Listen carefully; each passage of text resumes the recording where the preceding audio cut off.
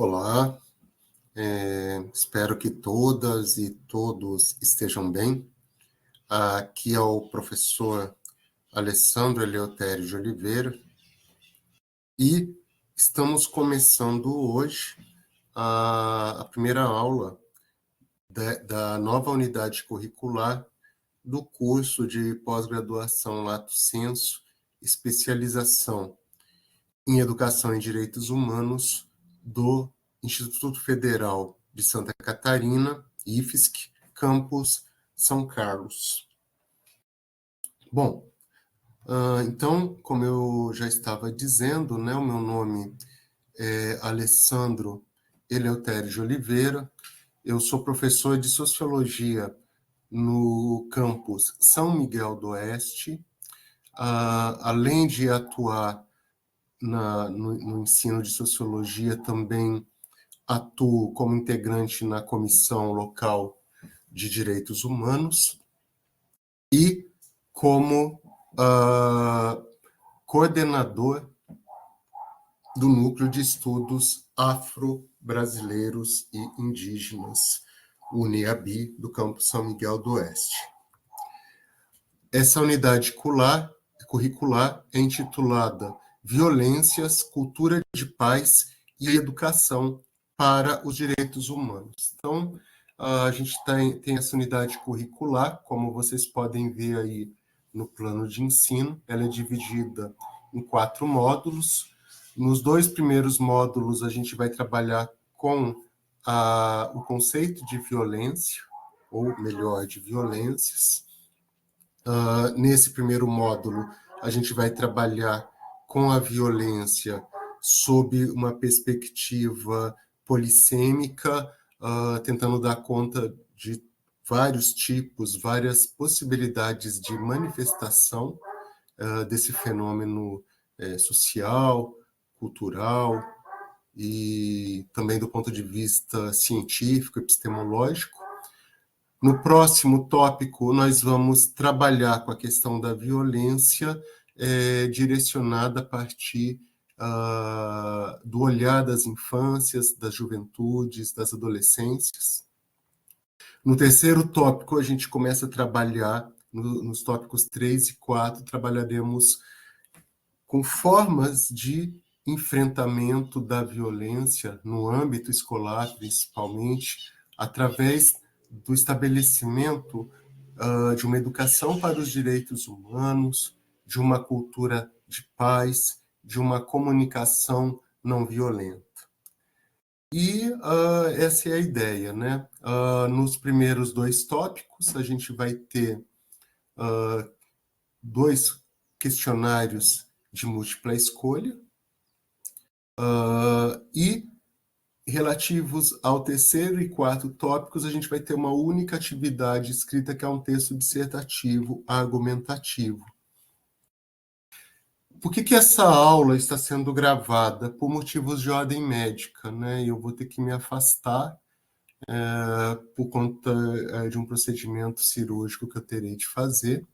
Então, as aulas referentes ao dia 6 de agosto e ao dia 20 de agosto, por motivos, né, de força maior, por conta dessa situação, elas terão que ser pré-gravadas. Então, nós contamos aí com a compreensão, com a solidariedade de vocês, tá? Então, vocês podem assistir essa aula e até o dia 20 de agosto, a segunda aula relativa ao tópico 2 também será disponibilizada na plataforma Moodle, certo? Então, em relação a esse primeiro tópico, né, ligado à aula de hoje, estudem os materiais disponibilizados. Então, a gente tem uma apostila aí com uma série de fichamentos, reflexões sobre a bibliografia utilizada para esse tópico, que é esse arquivo, essa apostila é intitulada Livro 1.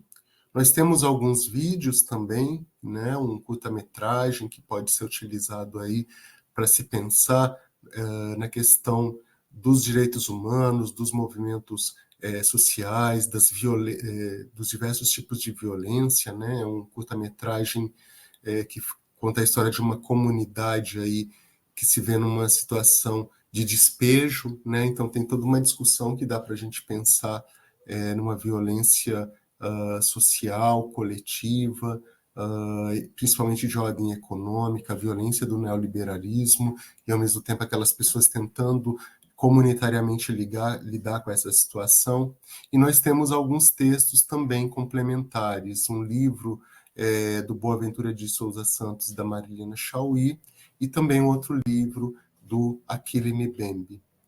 Então, peço que vocês estudem esses materiais, né? Então, essa aula de hoje é relativa, mais uma vez, ao dia 6 de agosto, que ela seria feita de maneira síncrona às 19 horas, então ela está já sendo disponibilizada pré-gravada.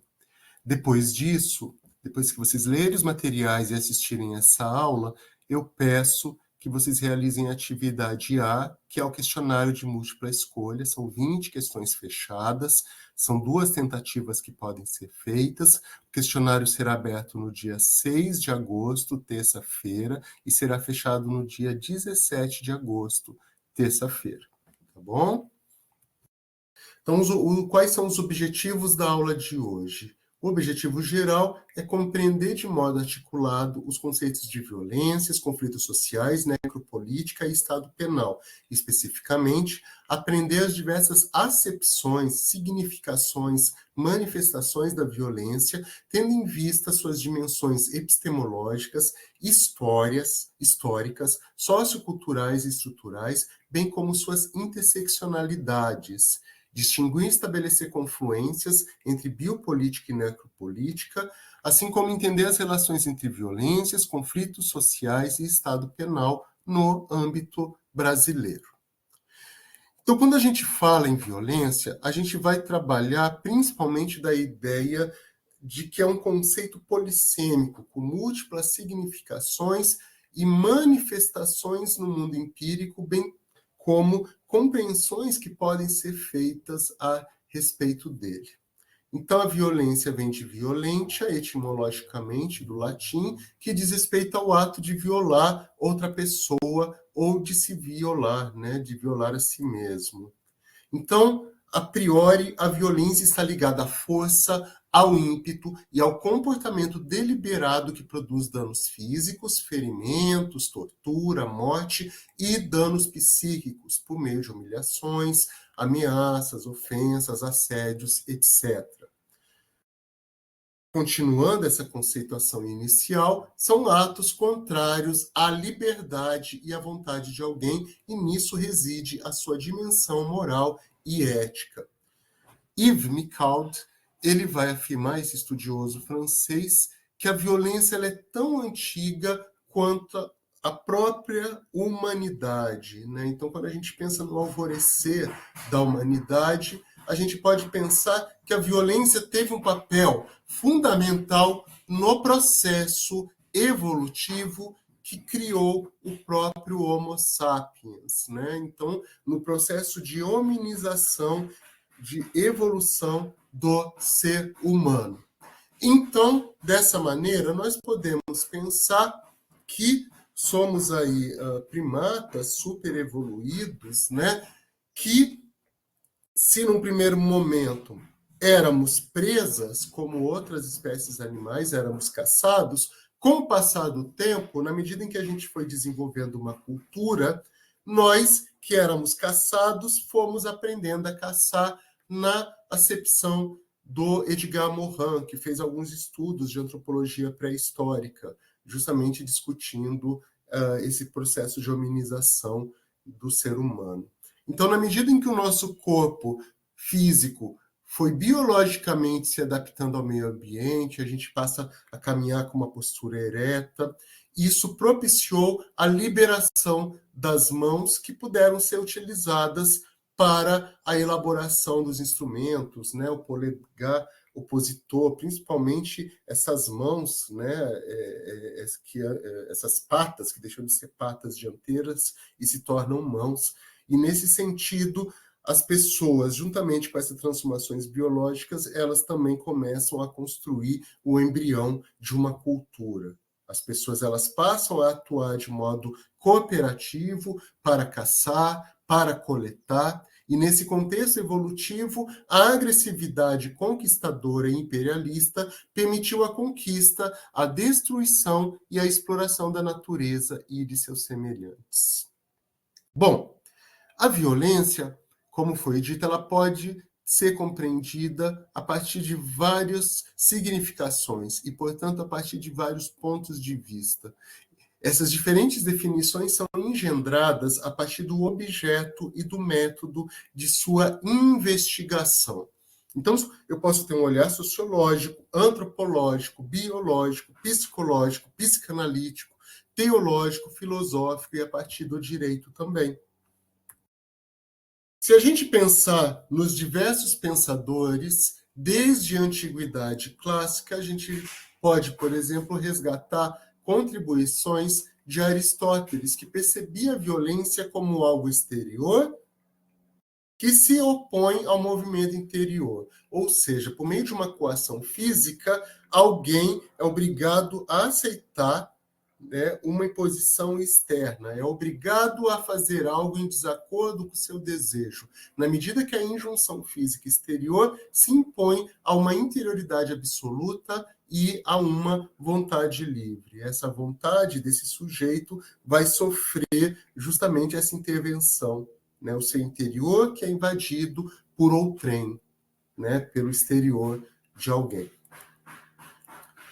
Se a gente avança, passamos pela Idade Média e chegamos ao início da modernidade, podemos resgatar as contribuições dos filósofos políticos contratualistas, que trabalham com a ideia de que, antes do advento da sociedade civil, baseada em leis, em regras, em governos, nós teríamos vivido, seja hipoteticamente, né, seja historicamente, mas de modo geral, esses autores eles pensam sobretudo num momento hipotético da existência humana que eles vão denominar de estado de natureza, um estado anterior ao estado civil, esse estado com E minúsculo, né?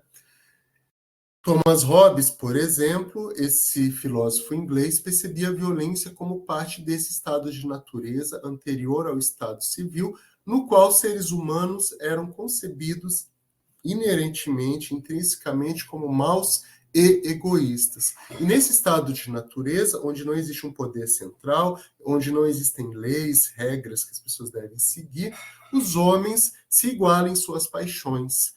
De modo que no esforço de satisfazer essas paixões, esses desejos, essas pulsões, eles vão afastar tudo que é indesejável. E eles, para isso, vão cometer todo tipo de brutalidade contra o próximo. No estado de natureza, né, a gente pode resgatar a frase homo homini lupus est. O homem é o lobo do homem, o homem é predador de si mesmo. Para sair desse estado de violência, de guerra de todos contra todos que impera no estado de natureza, é necessário um pacto social a partir do qual o ser humano abre mão de sua liberdade, mas garante a sua sobrevivência sob as rédeas curtas de uma monarquia absolutista, né, que é a forma de governo defendida pelo Hobbes. Já para o contratualista, também inglês, John Locke, também do século XVII, o estado de natureza ele vai perceber esse momento anterior ao estado civil de uma maneira mais positiva do que o Hobbes. Lá existiam 3 leis naturais que, por sua vez, configuravam 3 direitos naturais: a vida, a liberdade e a propriedade. Então, de um modo geral, o ser humano no estado de natureza de Locke vivia de um modo mais harmônico. Entretanto, pela não existência de um governo central, de tribunais, certos inconvenientes poderiam acarretar conflitos. Então, por exemplo, um dos direitos naturais que John Locke, como bom liberal, já percebia, e ele já percebia esse direito natural no estado de natureza, é o da propriedade, né? que é um dos pilares do liberalismo econômico, que vai dar a base teórica, digamos assim, para o capitalismo. E John Locke vai perceber o quê? Né? Que as pessoas nem sempre, pela não existência de um poder central, de um governo central e de tribunais, elas poderiam não respeitar esse direito natural que é a propriedade. As pessoas poderiam, eventualmente, roubar aí a propriedade do seu próximo. O que fazia com que esses malfeitores, esses transgressores das leis, tivessem que ser castigados por seus semelhantes que tivessem sido molestados por eles. Só que, como não existia um tribunal, uma lei geral, o ato de punição da transgressão poderia, digamos assim, levar a certos excessos no exercício da punição, porque não existe um poder central e nem tribunais. Dessa maneira, os transgressores poderiam ser punidos de uma maneira muito exagerada, e isso vai criando uma série de inconvenientes que poderiam levar a uma violência, digamos assim, generalizada. Então, se a violência, por um lado, poderia ser justificada como forma de defender os direitos naturais, quando os malfeitores e os transgressores não respeitassem esses direitos naturais que emanavam das leis naturais da vida, da liberdade e da propriedade, por outro lado, justamente essa mesma violência, por não existir um poder central, ela poderia se descontrolar. Por isso, é necessário um contrato social a partir do qual a humanidade deixa o estado de natureza e vai para o estado civil.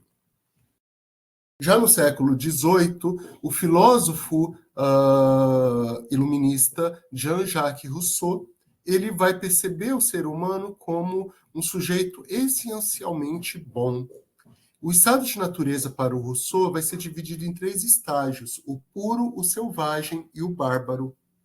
No puro, os seres humanos viviam em isolamento, desfrutando os benefícios de um meio ambiente, de uma mãe natureza extremamente gentil, que lhes supria as necessidades básicas como a alimentação, em meio à plenitude e à inocência. Esse estágio puro, ele dá lugar ao estágio selvagem, que é o segundo momento do estado de natureza para o Rousseau, graças a uma série de transformações ambientais que tornaram a natureza hostil à existência humana. Os homens passaram paulatinamente, aos poucos, a viver juntos, né? Então, a natureza ela se torna mais hostil, fazendo com que as pessoas tenham que sair desse isolamento no qual elas viviam no estágio anterior, no estágio puro, e elas passam a viver juntas, elas vão formando as famílias, né? Elas vão começando também a desenvolver tecnologias rudimentares, instrumentos como o arco e flecha. Aqui, nesse momento do estágio selvagem, vai emergir a figura do bom selvagem, baseada em estereótipos positivos dos indígenas americanos. Com o passar do tempo, se desenvolve, junto com a caça, com a coleta organizada, a agricultura e a pecuária, que leva a uma sedentarização. E aqui as pessoas vão vivendo juntas, elas começam a se comparar umas com as outras, comparar entre o mais forte, o mais fraco, o mais corajoso, o mais medroso, o mais inteligente, aquele que já não dotado aí de qualidades cognitivas. E aí as pessoas começam a se comparar e, juntamente com isso, começam a surgir os primeiros conflitos. E que são, digamos assim, corroborados pelo embrião da propriedade privada. E aí a gente vai sair desse estágio selvagem e chegamos no último estágio do estado de natureza para Rousseau, que é o bárbaro, no qual a competitividade e a desigualdade se instalaram nessas proto-sociedades, nessas primeiras sociedades, de modo que os conflitos violentos passaram a fazer parte do cotidiano das pessoas, se aproximando perigosamente daquele daquele estado de natureza que a gente viu lá no Hobbes, né, nesse estado de guerra de todos contra todos, ou seja, né, um estado de violência. E aqui é necessário também um contrato social para que as pessoas deixem o estado de natureza e passem a viver no estado civil.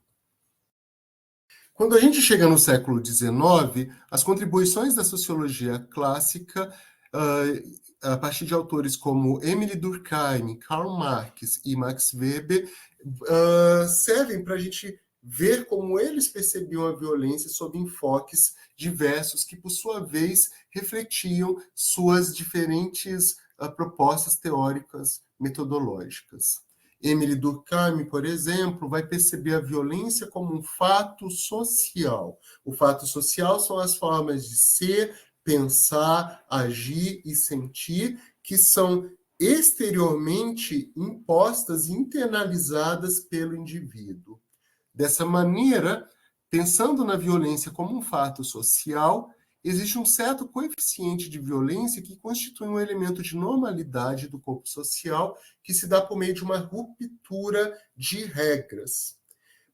Na medida que alguns sujeitos não vão respeitar essas regras, né, ocorre essa ruptura de regras, justamente os sentimentos e ações contra essa ruptura, que coloca, digamos assim, em xeque a harmonia do corpo social, o funcionamento do corpo social, né?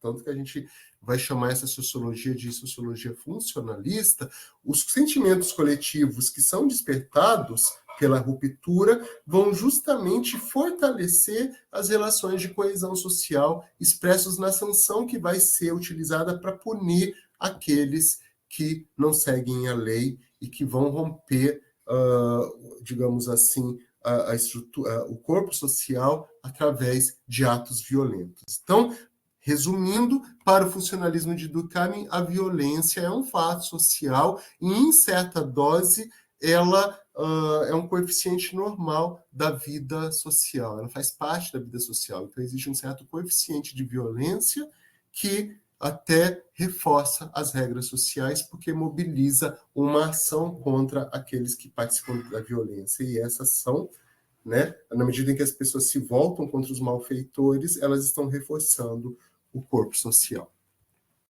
Para a sociologia compreensiva de Max Weber, a violência é um aspecto central do Estado moderno, baseado numa relação, esse Estado, esse conjunto de instituições que organizam, estruturam e administram um território povoado, né, por uma população.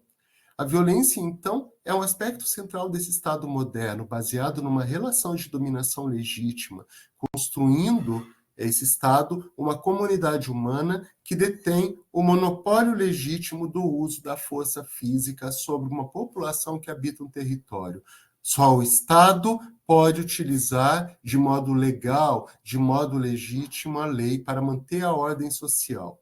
Tal exclusividade do uso da força física se dá por meio de instituições como as forças policiais e armadas, que mantêm a priori e respectivamente a ordem interna e a soberania de um país perante o outro.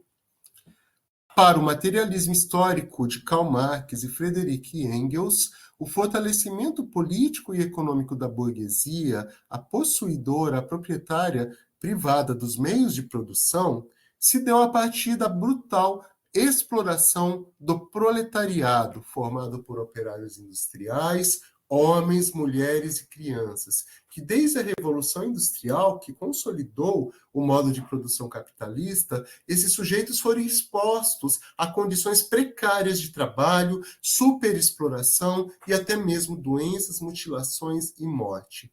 Esse processo brutal de consolidação do modo de produção capitalista foi potencializado pela escravização de milhões de africanos, né, utilizados aí pela empreitada colonial, e pelo genocídio dos povos indígenas, dos povos originários que habitavam territórios que foram invadidos e transformados, né, em colônias europeias. Karl Marx, se por um lado percebe essa violência que foi utilizada para a consolidação do modo de produção capitalista, por outro lado ele vai afirmar que o próprio sistema capitalista contém em sua essência, em seu cerne, os próprios germes que poderiam levar à sua destruição. Essa destruição se daria a partir de uma revolução socialista que acabaria com a propriedade privada dos meios de produção, acabaria com o Estado burguês, instaurando um Estado proletário. E esse processo de ruptura do Estado burguês se daria a partir de uma revolução violenta, né? A violência teria um papel fundamental para a destruição desse Estado burguês. Nesse sentido, a violência vai ser percebida como a parteira de toda a sociedade velha que está prenhe de uma sociedade nova. Então, se a gente pensar nos processos revolucionários do século XX, que se apropriaram e buscaram concretizar, a partir de uma praxis revolucionária, os escritos do materialismo histórico dialético, se a gente pensar no que aconteceu na Rússia, na China, em Cuba e em outros países, a gente viu que nesses locais processos violentos tentaram, né, estabelecer processos revolucionários socialistas. Já no século XX, a intelectual, a estudiosa, a filósofa Hannah Arendt vai dizer que os seres humanos são seres que são duplamente, concomitantemente caracterizados tanto pela sua pluralidade, né, que traz várias possibilidades de existência, e também por sua unicidade. Somos plurais e, simultaneamente, paradoxalmente, somos únicos. A partir da correlação entre indivíduo e sociedade, a humanidade é caracterizada a partir de sua aptidão para pensar, para agir e para interagir com os nossos semelhantes, né, de modo pacífico, de modo dialógico. Constituindo, então, nós nos constituímos como seres baseados, alicerçados no fazer político e eticamente orientado. E isso, por sua vez, vai constituir a nossa condição existencial, a nossa condição humana. Apesar desse potencial positivo, prometeico, de certa maneira, da humanidade, a violência está presente nessa condição humana, enquanto um fenômeno social, cultural, político, intimamente ligado às relações de poder na sociedade, com o potencial de destruir a própria essência relacional no qual se funda a nossa associação política, né? Como Aristóteles já percebia lá atrás, né? Somos seres, somos um animal político. E a violência, para Arendt, constitui, além de um meio de coerção física, igualmente uma forma de realização desse poder que nulifica, né, que destrói a autonomia de pensamento e de ação dos sujeitos, né? Então, a violência tem esse potencial de trazer um retrocesso civilizatório. Hannah Arendt percebeu isso de uma maneira muito contundente durante o julgamento dos nazistas. Então, o totalitarismo nazista trouxe o horror do genocídio de judeus, de ciganos, de comunistas, de homossexuais, de pessoas com deficiências, todos aqueles que eram considerados indesejáveis pelo Reich. E, ao analisar, ao assistir, ao analisar, ao verificar o julgamento de várias figuras-chave do nazismo, como Adolf Eichmann, que era um militar responsável pela gestão logística do Holocausto, né? Então, o transporte, por exemplo, de prisioneiros para os campos de concentração, que se dava principalmente através de trens, né, implicava uma dimensão logística. Lembrando que durante o Holocausto nazista as pessoas eram exterminadas com eficiência e eficácia industrial, né? O capitalismo a serviço do horror, da barbárie. E ela percebeu que Adolf Eichmann, esse oficial nazista, não era a criatura monstruosa e maníaca que ela esperava, mas antes de mais nada, era um burocrata, né, imerso em estruturas de poder baseadas no autoritarismo. Isso não quer dizer que a Arendt de nenhuma maneira estava ali desresponsabilizando Eichmann e outros oficiais nazistas pelo fato de que eles estavam, antes de mais nada, recebendo ordens. Entretanto, na medida em que essas pessoas estavam dentro de estruturas de poder bastante complexas, né, estruturas também organizacionais, burocráticas, efetuaram grandes e impensáveis atrocidades e injustiça em nome da eficiência do Estado nazista, por meio de procedimentos, padrões, rotineiros, abstruado de quaisquer reflexões ético-morais, e justamente esse potencial do ser humano de exercer, de concretizar verdadeiros horrores, justamente porque recebeu ordens e porque estava dentro dessa cadeia hierárquica, dessa estrutura organizacional e operacional, ela pensa no Holocausto nazista, mas a gente pode pensar em várias estruturas de poder no qual as pessoas podem exercer atos impensáveis justamente por estarem dentro de uma estrutura organizacional. Ela vai chamar isso de a banalidade do mal. Ainda no século XX, autores como Frantz Fanon, que vai analisar a violência como um elemento inerente ao colonialismo, ao racismo e à exploração econômica, ele vai perceber, então, a violência sendo utilizada nesses processos coloniais, né, nesses processos aí baseados na subjugação de povos, né, que tinham seus territórios invadidos, né, e não somente a invasão física, mas como também uma invasão mental, né? Então, o Fanon também ele analisa essa dimensão psíquica dos sujeitos que são submetidos aos processos de violência colonial. Dessa maneira, um dos elementos centrais da obra Os Condenados da Terra é perceber um duplo papel da violência. Por um lado, a violência está ligada a uma pungente crítica ao colonialismo, uma forte crítica a esse colonialismo, na medida em que a empresa colonizadora impôs uma dominação brutal sobre corpos e mentes dos povos subjugados. Por outro lado, essa mesma violência é percebida pelo Fanon como uma possibilidade estratégica de luta e de libertação desses próprios povos. Aí isso até se aproxima um pouco do que a gente viu lá no materialismo histórico dialético, né? Então, a violência do modo de produção, da consolidação de modo de produção capitalista, né? E o próprio Marx fala da importância da violência como forma de subjugação de povos africanos e de genocídio de povos indígenas. E o Fanon vai lembrar, então, né, claro, sob uma perspectiva pós-colonial, de estudos pós-coloniais, da importância da violência para subjugação, mas também como possibilidade de superação dessa subjugação.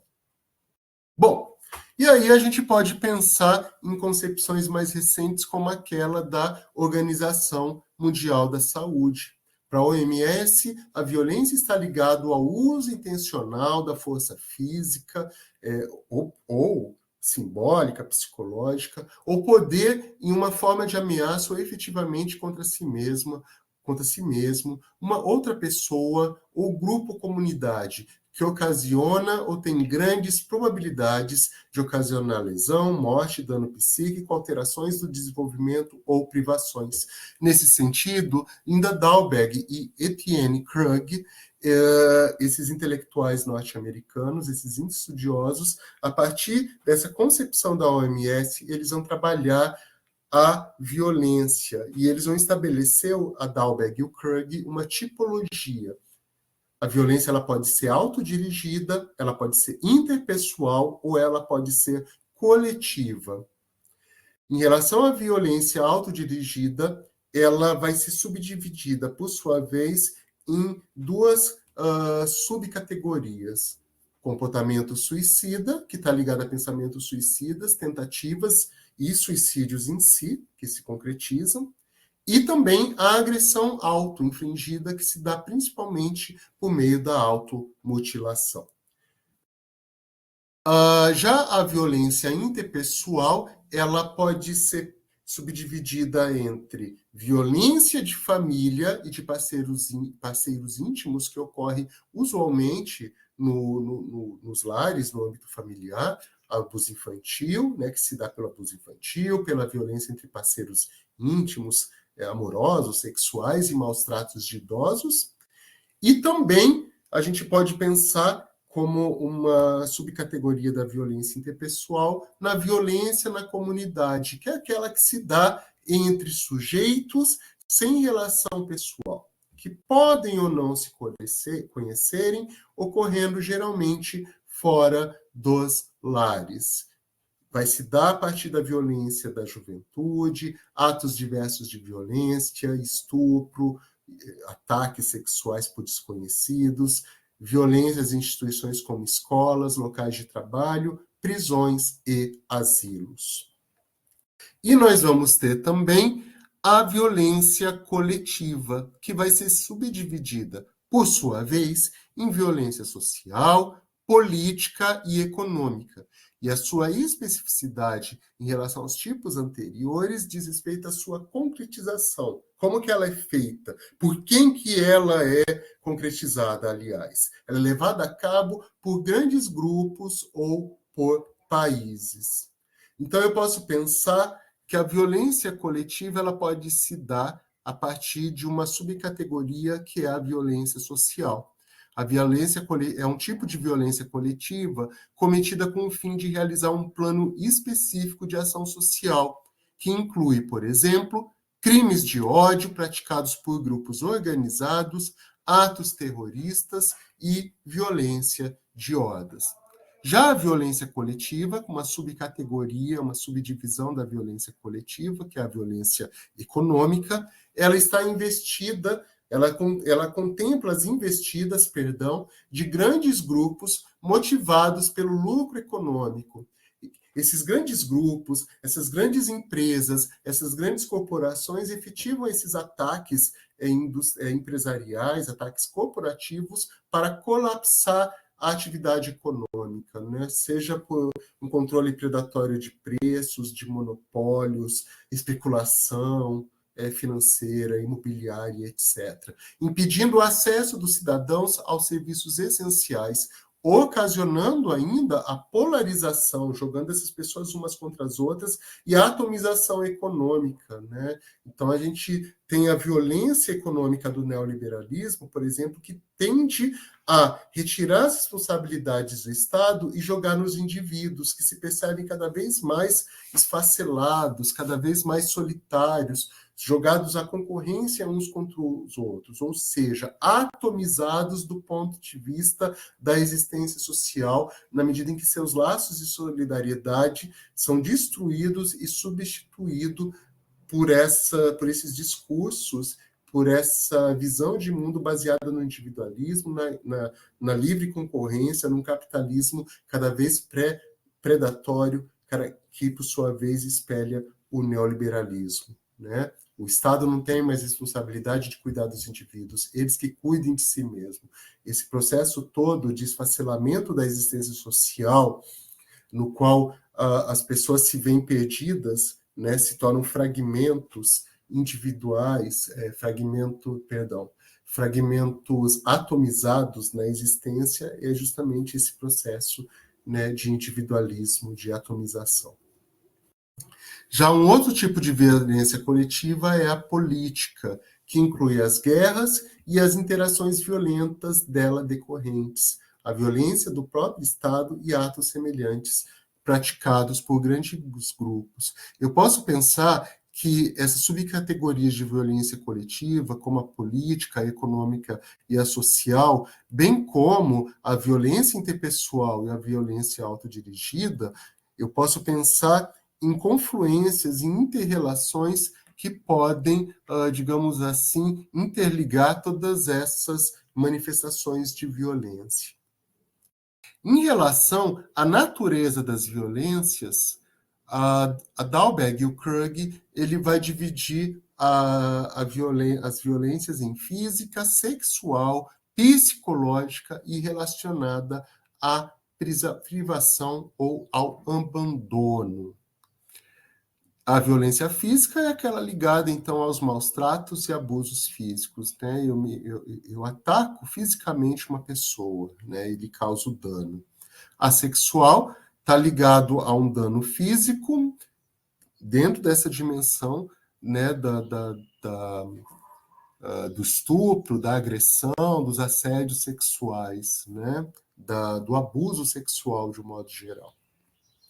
A psicológica está ligada a atos de humilhação, de desacato, preconceito e assédio, como é o caso do bullying, né, ilustrado aqui nessa imagem, que nós veremos no próximo tópico. E aquela relacionada à privação ao abandono, né? Então, ela causa uma série de danos psicológicos, né, psíquicos, biológicos e sociais aos sujeitos que, por negligência de parentes, de pais, né, negligências sociais e etc., né, não tem condições aí de se alimentar, de se desenvolver psiquicamente de modo correto, né, são muitas vezes deixadas à própria sorte, então isso lhe causa uma série de danos aí, falta de alimentação, moradia, vestimenta, higiene, educação adequada, né, então a gente tem um tipo de violência, né, de negligência que ele causa todos esses danos psíquicos, biológicos e sociais. E voltando aqui ao Yves Michaud, que é aquele sociólogo francês, que eu fiz uma referência no início da aula, temos aqui uma imagem dele. Ele também vai conceituar a violência e contribuindo no debate na medida em que ele associa a ela a ideia de caos, de imprevisibilidade, ausência de forma e desregramento absoluto, envolvendo certa distância em relação às normas e às regras que governam as situações ditas naturais, normais ou legais. Então, é aquele ponto de ruptura, né, de trazer, digamos assim, o caos, de trazer algo que rompe a estrutura de normalidade, né? Algo que cria realmente uma situação de grande insegurança e de grande incerteza.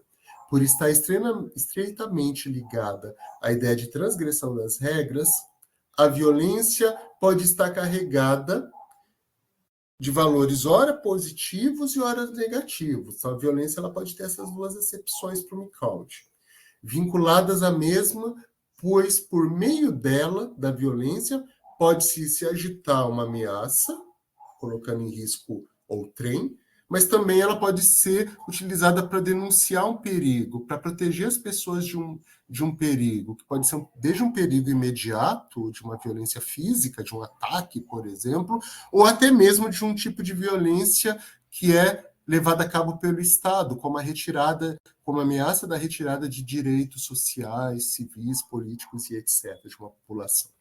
Então, o Michaud vai lembrar que, por um lado, a violência revolucionária, nos anos 1960, na década das grandes transformações, da revolução, de revoluções políticas, culturais, sexuais e etc., muitas vezes a violência que era feita pelos estudantes, pelos intelectuais, pela classe trabalhadora, muitas vezes ela foi celebrada porque ela era uma forma de lutar contra a ameaça do Estado, que queria retirar direitos, ou como uma forma também de exigir do Estado a ampliação desses direitos.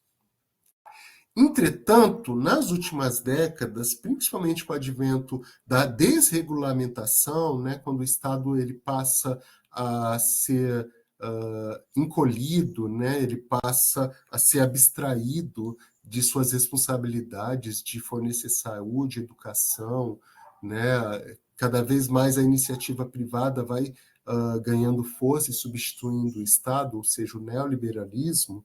Nos últimos anos, então, é comum, nas últimas décadas, associar a violência, né, que vem de protestos, de manifestações, de movimentos sociais, ela não é mais vista muitas vezes como algo positivo, e sim como uma violência que ameaça a ordem social como um todo.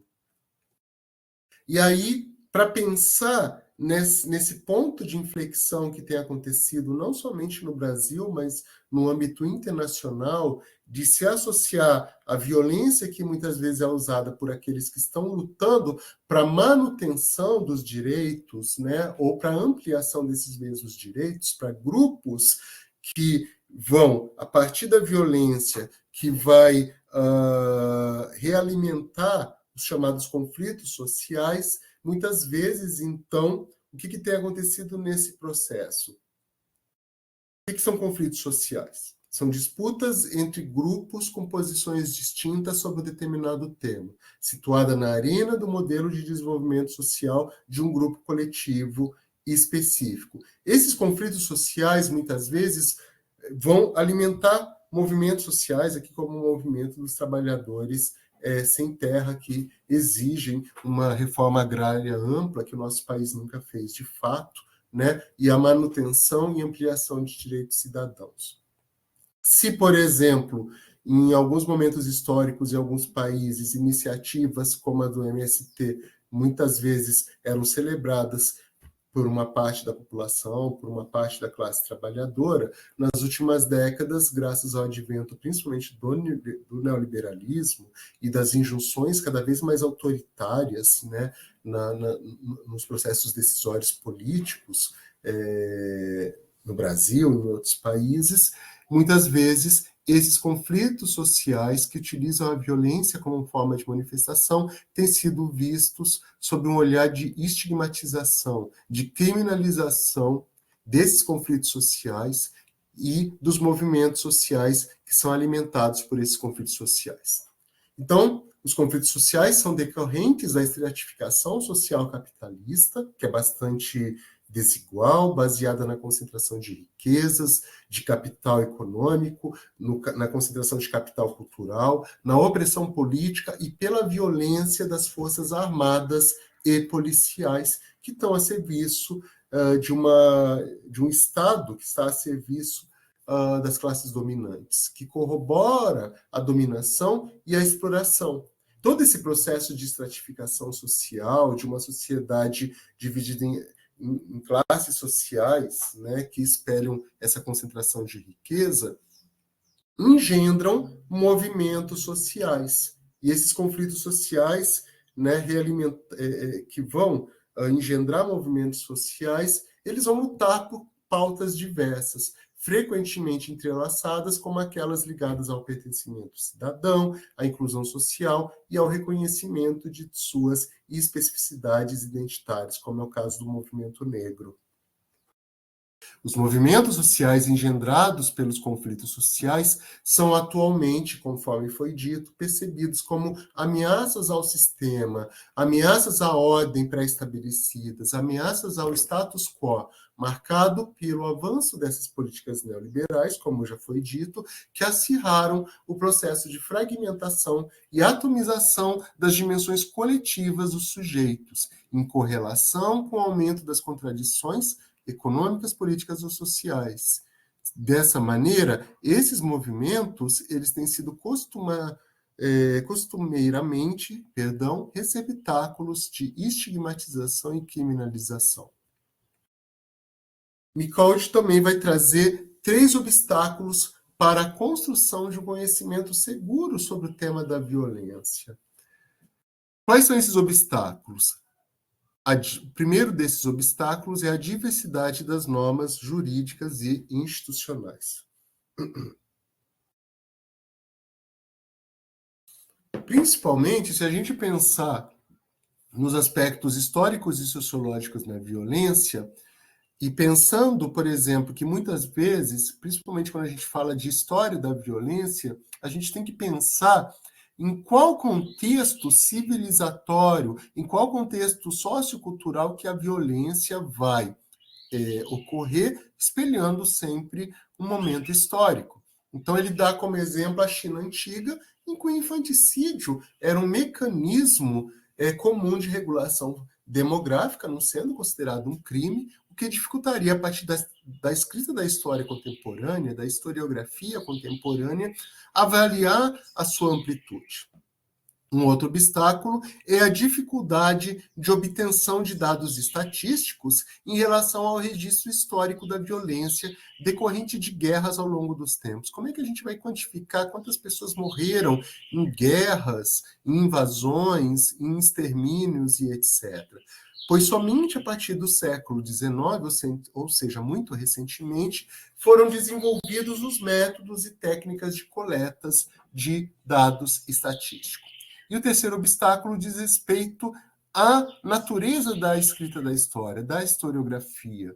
Nós nos prendemos a uma história que é escrita a partir do ponto de vista dos vencedores. Nos prendemos à história vista de cima, né? Micaldi fala sobre isso. Walter Benjamin também vai falar dessa escrita da história, sobre o conceito da história, que muitas vezes enterra os derrotados sobre os seus escombros, né? Existem as teses sobre o conceito de história do Walter Benjamin, que também trabalham com essa historiografia que sempre vai corroborar essa historiografia tradicional, a visão das classes dominantes. Dessa maneira, historicamente falando, as mentiras e omissões fazem parte tanto das narrativas quanto das documentações de acordo com os interesses daqueles que detêm o poder. Continuando a conceituação de violência, é importante a gente diferenciar violência, crime e agressão. Vamos começar pelo crime. O que é o crime? Ele diz respeito a um conceito de natureza legal, né, no âmbito do direito, da lei, no âmbito jurídico, ligado a um ato de transgressão da lei penal que pode acarretar a sujeição do contraventor a penas legais que variam de acordo com cada sociedade, com cada momento histórico, né? Lembrando daquele exemplo do infanticídio na China antiga, podendo se concretizar ou não por meios violentos. Né? Nem sempre um crime é violento, esse vale da violência. Já a agressão, ela pode ser pensada sob duas acepções, sob dois pontos de vista. Do ponto de vista biológico, diz respeito a uma disposição biológica de organismos para o ataque e a defesa, regulada por mecanismos genéticos, né, que vão sendo aperfeiçoados pelo processo evolutivo, de modo que um organismo vai detectar certos sinais físicos que são emitidos por outros organismos, sendo interpretados como uma ameaça à própria sobrevivência desse primeiro organismo que está sofrendo ameaça. Isso se aplica tanto a animais como humanos. E aí ele vai reagir contra essa agressão. Mas existe também uma significação, uma acepção que é cultural. A natureza também cultural do ser humano lhe confere a capacidade de atribuir uma significação e valoração às suas ações, o que impõe a necessidade de interpretá-las antes de decidir se irá ou não realizá-las. Então, não se justifica qualificar de animais as reações agressivas, criminosas ou violentas do homem. Até existe esse coeficiente biológico, mas como somos seres culturais, a gente tem que pensar que a agressividade é intrínseca à condição humana, que é determinada também por fatores culturais, não sendo necessariamente negativa, principalmente no sentido de uma defesa. Bom, e a violência em si caracteriza-se em quê? Pelo descontrole das pulsões de agressividade, sendo a violência associada a uma carga fortemente negativa e destrutiva. Um outro conceito importante, pensando na violência, é o de violência estrutural. Esse conceito ele foi formulado por Maria Cecília de Souza Minayo, a partir de muitos estudos, muitos escritos, e aqui a gente pode pensar, por exemplo, nessa foto, uma foto bastante emblemática que mostra um condomínio de classe alta que faz fronteira, né, que está espacialmente muito próximo de uma favela paulistana e, ao mesmo tempo, do ponto de vista infraestrutural, na estratificação brasileira, né,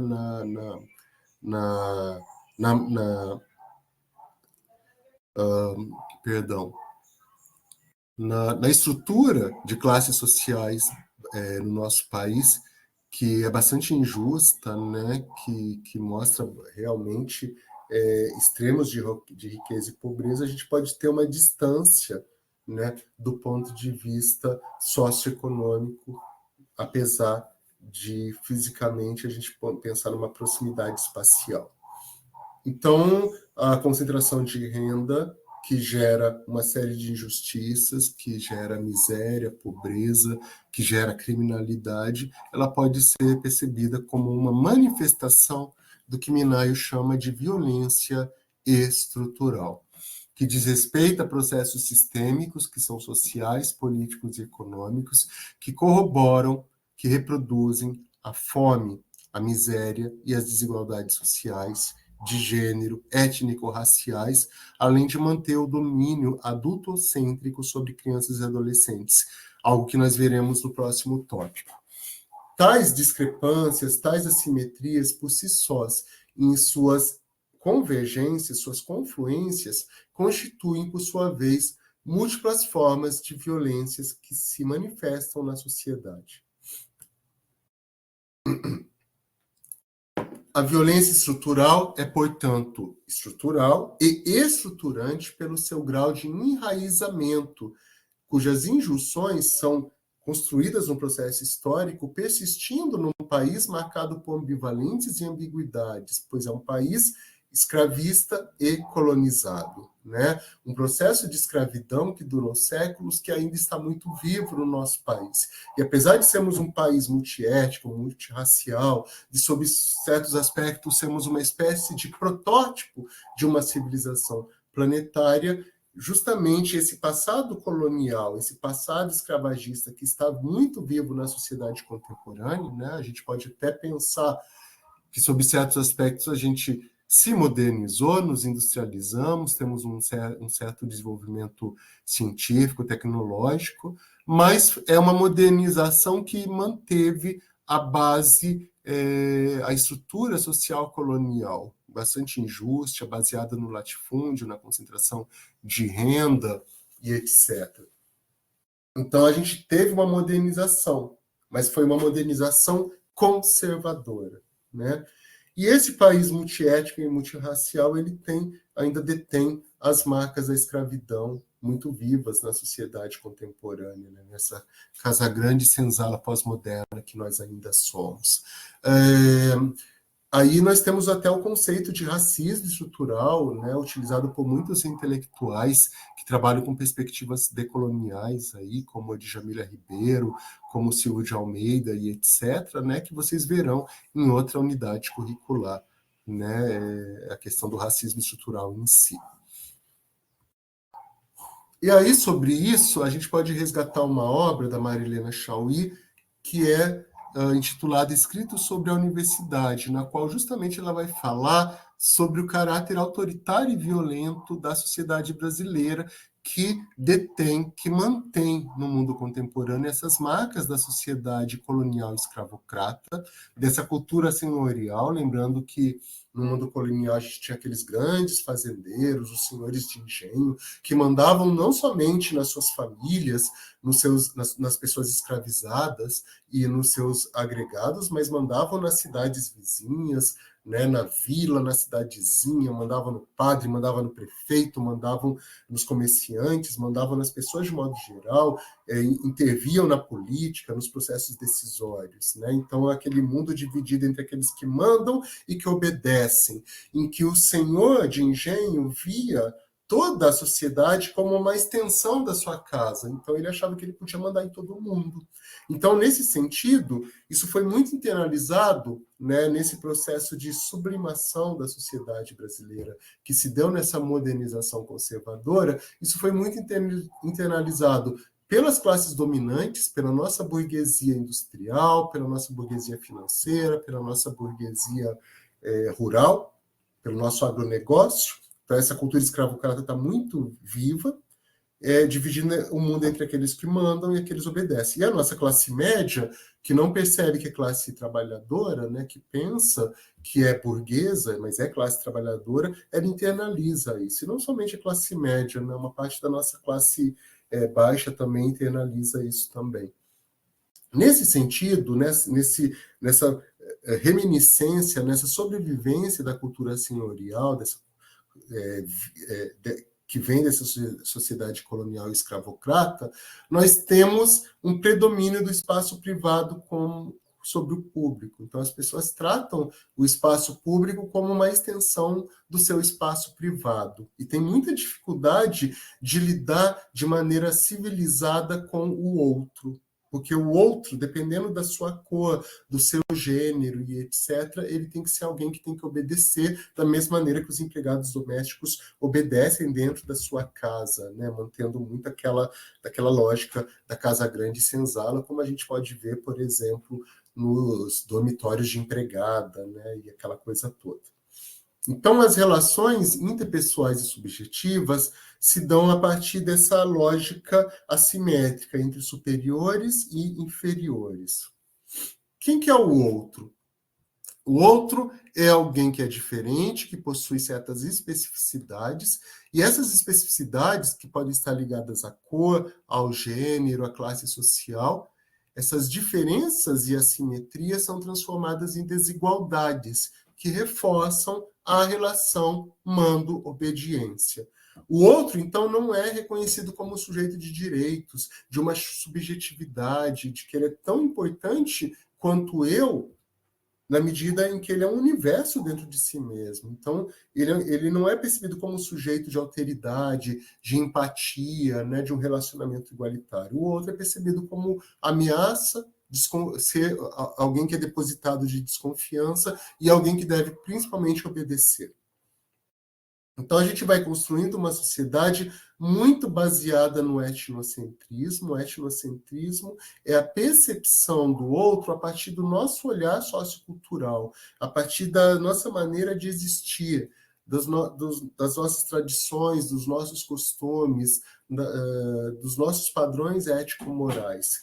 Quem é diferente é julgado a partir do nosso olhar, né? Do nosso olhar de gênero, de sexualidade, de classe social, do nosso olhar étnico-racial. O etnocentrismo, ele não é sinônimo, mas ele é um passo para o racismo, para o machismo, para a intolerância religiosa, para a intolerância política e etc. E esse etnocentrismo se coloca justamente contra a alteridade, que é a percepção do outro em sua diferença, em sua especificidade, mas a alteridade é uma percepção que não retira do outro a sua humanidade, a sua igualdade, né? Enquanto sujeito de direitos, de deveres, né? Enquanto alguém que é diferente, mas em sua essência é igual a mim. Então a gente vai tendo essa relação que alimenta muito mais o etnocentrismo, uma relação baseada em preconceito, que se concretiza por meio de discriminações no cotidiano, do que numa relação de alteridade, de respeito, de solidariedade. Bom, então, continuando. Entre aqueles que se julgam iguais pelo seu gênero, pela sua classe social, pela sua cor, as relações entre iguais se dão, para Marilena Chauí, nesse livro escrito sobre a universidade, através de relações que espelham parentesco e cumplicidade. Entre aqueles que se veem como desiguais, então a gente vai ter, dependendo do nível de desigualdade, quando ela não é tão contundente, através do favor, do clientelismo, da tutela e da cooptação. Também, né, não deixa de ser um instrumento de dominação. Quando a desigualdade é muito marcada, daí a opressão é cada vez mais explícita. Então a gente vive numa sociedade, para Marilena Chauí, bastante autoritária. Uma sociedade baseada nos micropoderes, naquela acepção do Foucault. A capitalização da vida social vai se dar a partir desses elementos de autoritarismo, de violência, se manifestando na escola, nos relacionamentos amorosos, no tratamento, muitas vezes brutal, dado às cidadãs e cidadãs pela burocracia do Estado, na saúde, na educação, no desprezo do mercado pelos direitos do consumidor e pela naturalização da violência policial, evidentemente que é seletiva, né? A gente tem uma polícia que está a serviço da classe alta e da classe média, uma polícia que ainda espelha muito aquela lógica do capitão do mato, né? Que está a serviço das classes dominantes e que brutaliza as comunidades periféricas, sobretudo as juventudes negras. Então, aqui, resumindo, as diferenças, então, são transformadas em desigualdades, que são, por sua vez, percebidas como desigualdade, inferioridade natural. Isso se diz respeito às mulheres, aos trabalhadores, aos negros, aos indígenas, aos migrantes e idosos. Dependendo da diferença, da especificidade de um grupo social, essa desigualdade pode ser transformada em monstruosidade, né? Então, algo que infelizmente ainda acontece muito com a população LGBTQIAPN+, né? Que são percebidas aí muitas vezes, principalmente por grupos fundamentalistas e neofascistas, como um grupo que deve ser literalmente exterminado na nossa sociedade. E eu posso também, a partir desse enfoque mais estrutural, perceber as violências a partir de suas interseccionalidades. Então, a gente está num país baseado muito no racismo estrutural, que é algo que vocês vão ver em outra unidade curricular, num patriarcalismo cis heteronormativo e numa concentração de capital econômico e cultural. E aí a gente vai ter, em relação às interseccionalidades, as contribuições de uma estudiosa chamada Kimberly Williams Crenshaw. Crenshaw vai usar esse conceito para se referir a um processo de associação de múltiplos sistemas de dominação, sistemas múltiplos de subordinação. Então, a Crenshaw vai capturar as consequências estruturais e dinâmicas da interação entre dois ou mais eixos de subordinação.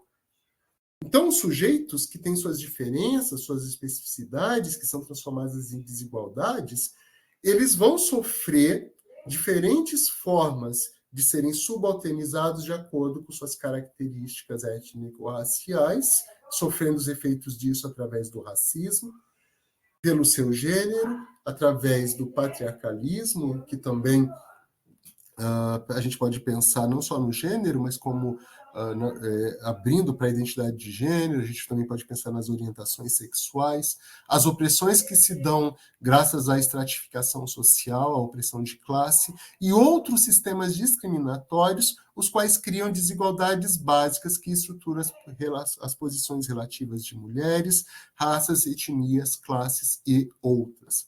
Isso se dá. Esse processo de associação de sistemas múltiplos de subordinação, essas confluências, essa sobreposição de sistemas de dominação, essas interseccionalidades vai se dar numa correlação de forças culturais, políticas e produtivas que reproduzem e corroboram a estratificação, né, essa estrutura, essa hierarquia de classes sociais capitalistas.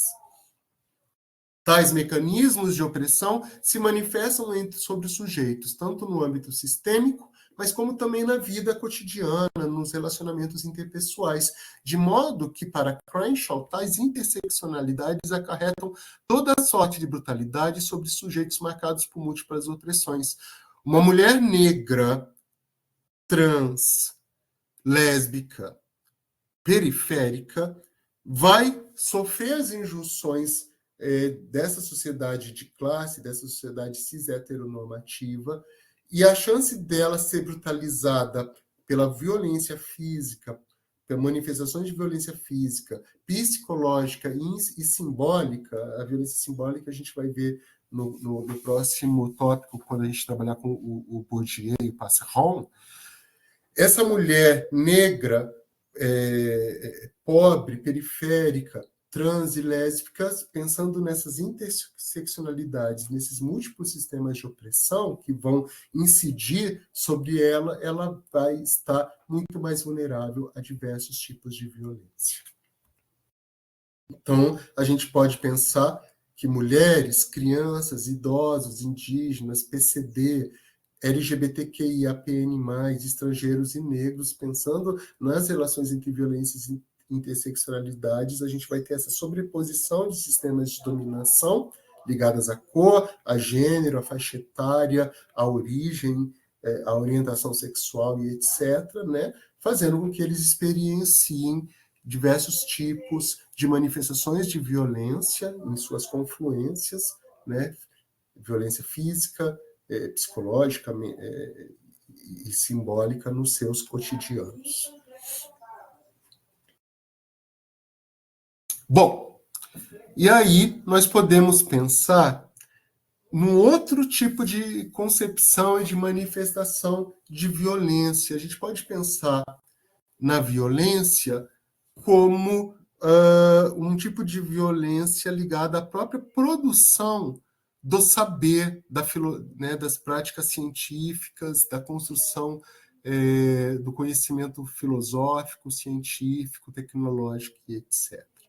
E a gente também pode pensar nisso a partir de uma crítica à própria universalidade dos direitos humanos. Então, a gente tem aqui algumas contribuições da Marilena Chaui e do Boaventura de Souza Santos, dessa filósofa brasileira e desse sociólogo português, né? Então, a gente pode pensar na universalidade dos direitos humanos e no próprio conceito de humano como uma forma de violência epistemológica ligada à produção do conhecimento que espelha, por sua vez, processos de colonização, processos que subjugam o mundo todo sob uma perspectiva ocidentalista, eurocêntrica e etc.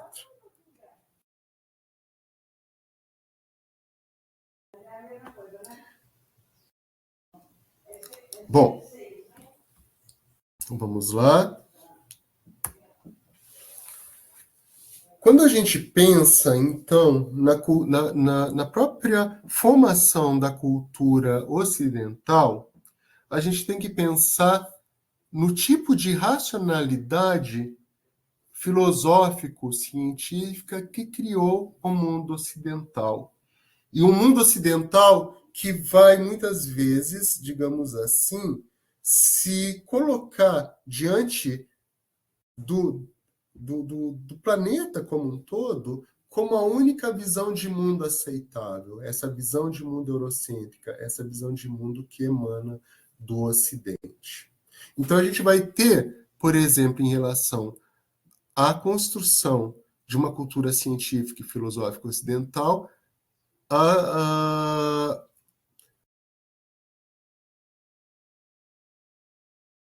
a, a emergência de uma racionalidade cognitiva instrumental ocidental, que vai justamente constituir o intelecto moderno.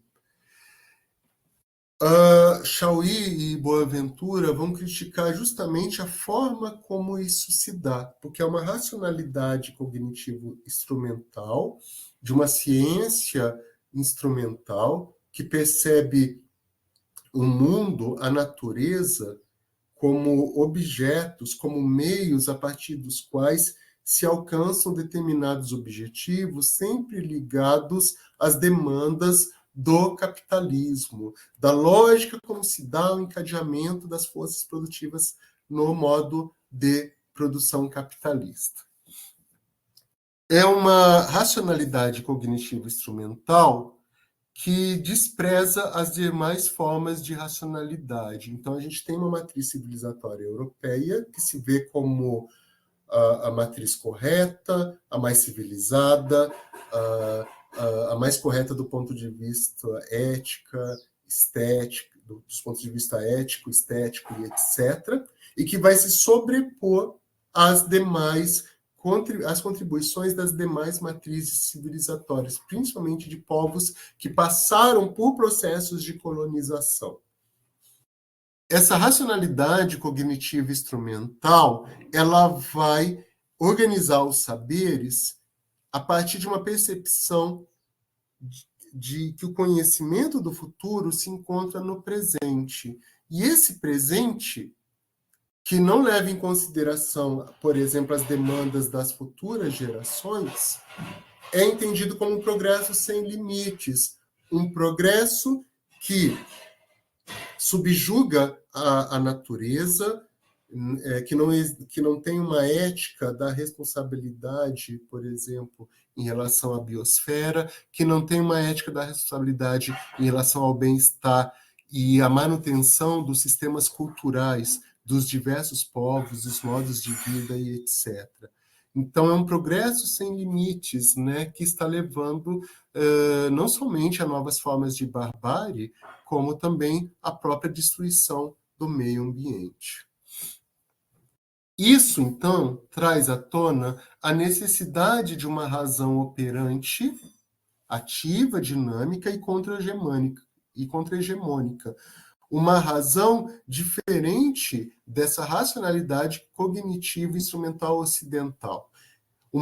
A necessidade de uma emergência de novas formas de se enxergar o mundo que não seja por essa perspectiva eurocêntrica e colonial, e sob muitos aspectos destrutiva, predatória.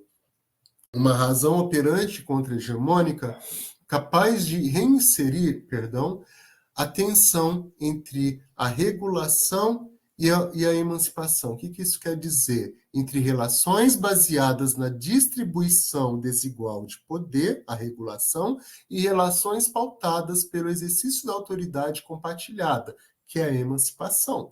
A partir da construção, então, de formas alternativas de sociabilidade, que não sejam elas baseadas no neoliberalismo, no individualismo e na destruição sem escrúpulos do meio ambiente e dos modos de vida que estão fora da lógica da matriz civilizatória europeia. Ou seja, a construção de formas alternativas de sociabilidade no sentido mais lato, incluindo as dimensões econômica, social, política e cultural.